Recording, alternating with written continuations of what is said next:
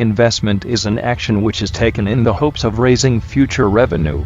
For a common person, investment is an asset that is purchased with the expectation that it will generate income or will appreciate in the future.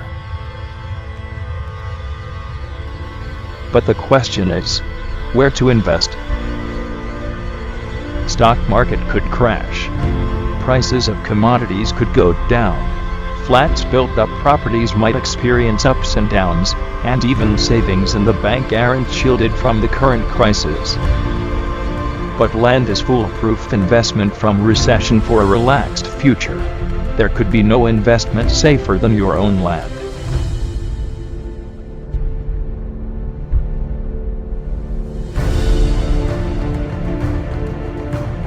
This is a foolproof investment. It is an investment which always grows.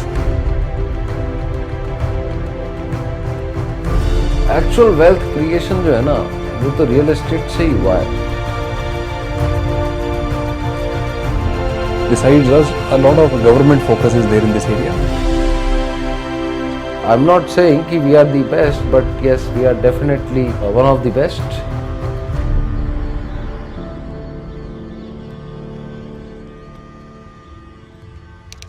Investment in real estate. Honestly, real estate जो है वो एक बड़ा ही interesting product है. आज की तारीख में इन्वेस्टमेंट के ऑप्शंस की अगर हम बात करें तो लोगों के पास मुख्य तौर पे सोने में लगाने का ऑप्शन होता है, चांदी में लगाने का ऑप्शन होता है, स्टॉक मार्केट में लगाने का ऑप्शन होता है, एंड देन आता है रियल स्टेट. रियल स्टेट जो है वो डेफिनेटली मतलब उतना कम प्राइस नहीं है. मतलब in a sense the ticket size is not like what you invest in gold or stock market, but on the contrary, it's a very safe investment.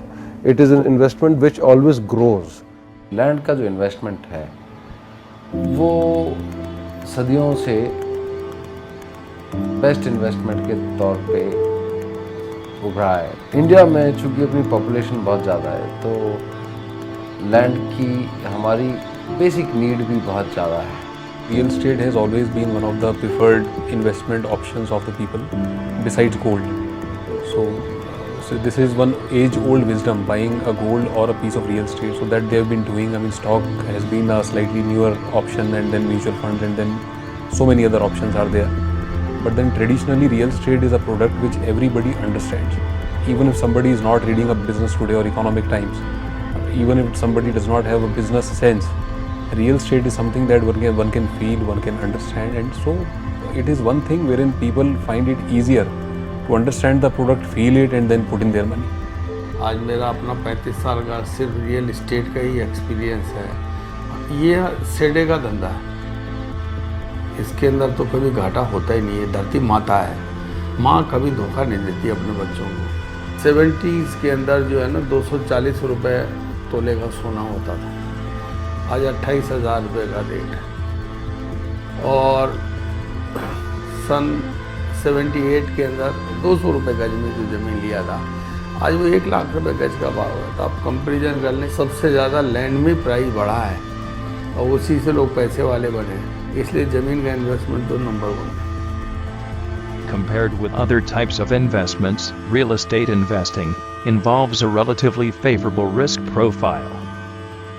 The most important factors to be considered for investing in real estate is location. Let us know more about it. Real estate is about location, location, location. But at the same time, लोग बाग इस location जब phrase है उसमें ये confuse करते हैं कि वो तो बिल्कुल सी स्कीम होना चाहिए या सिटी सेंटर होना चाहिए, बट ऐसा नहीं है. अभी ये स्टडीज़ आई हैं सामने कि जो रियल स्टेट सिटी के बाहर के हैं वो रियल स्टेट ने ज़्यादा बेटर रिजल्ट दिए हैं, चाहे वो कोलकाता हो, चाहे दिल्ली हो या महाराष्ट्र में हो. जयपुर की अगर हम बात करें तो जयपुर सिटी लिमिट्स के बाहर की जो ज़मीनें हैं उन्होंने ज़्यादा ग्रोथ दिया है. और लोकेशन में मेरा ये मानना है कि more than it being in a good posh location, I believe कि वो एक स्ट्रेटेजिक लोकेशन पे होना चाहिए, एक सामरिक लोकेशन पे होना चाहिए, और वहाँ पे ड्राइवर्स मौजूद होने चाहिए जो कि उस लोकेशन को एक सक्सेसफुल लोकेशन में कन्वर्ट कर सकें आने वाले वक्त में। See, buying land in Future City area was a very, very strategic move when we came to know of the industrial hubs that were developing in that area. Like Mahindra World City has come up in a very nice manner. Rico, some 4-5 years back, has acquired huge tracts of land in that area.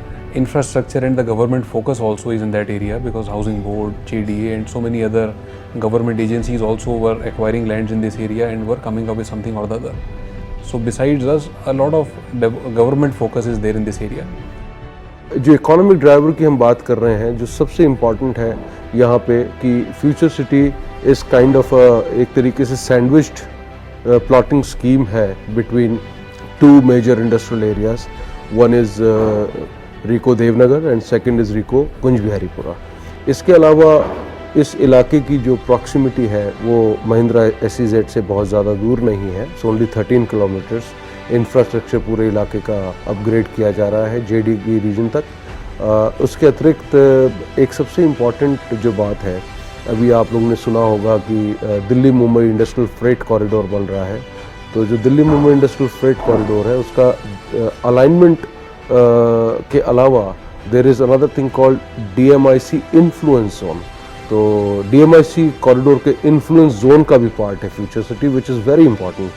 और जो 4 major nodes हैं DMIC के, which is Neemrana, Kishangarh, Bhilwara and Pali.